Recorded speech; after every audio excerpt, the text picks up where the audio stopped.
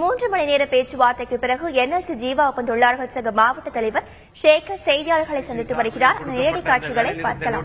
மீது சென்னை மத்திய அரசினுடைய தொழிலாளர் துறை 3வது முறையாக இன்றும் பேச்சுவார்த்தை நடத்தியது. என்எல்சி நிர்வாகத்தினுடைய தொடர்ந்த பிடிவாதத்தின் காரணமாக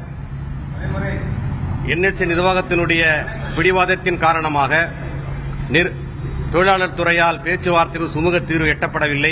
மீண்டும் பேச்சுவார்த்தை தோல்வியிலே முடிந்திருக்கிறது. மீண்டும் அடுத்த பேச்சுவார்த்தை மறு தேதி குறிப்பிடாமல் மத்திய தொழிலாளர் துறை ஆணையாளரை கலந்து ஆலோசித்து அவர்கள் முன்னிலையிலே பேச்சுவார்த்தை நடத்தலாம் என உதவி ஆணையர் தெரிவித்திருக்கிறார். இந்நிலையிலே நேற்று நெய்வேலியிலே பாதாள சாக்கடை அடைப்பை அகற்ற சென்ற 2 தொழிலாளர்கள் மரணமடைந்திருக்கிறார்கள். ஒருவர் மிக மோசமான நிலைமையிலே உயிருக்கு போராடிக் கொண்டிருக்கிறார்.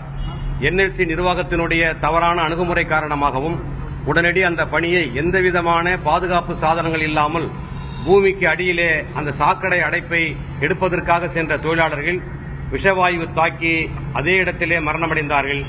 இறந்து போன தொழிலாளர்களுக்கு 25 லட்சம் ரூபாய் நஷ்டஈடு வழங்க வேண்டும். அவருடைய வாரிசுக்கு நிரந்தர பணி வழங்க வேண்டும்.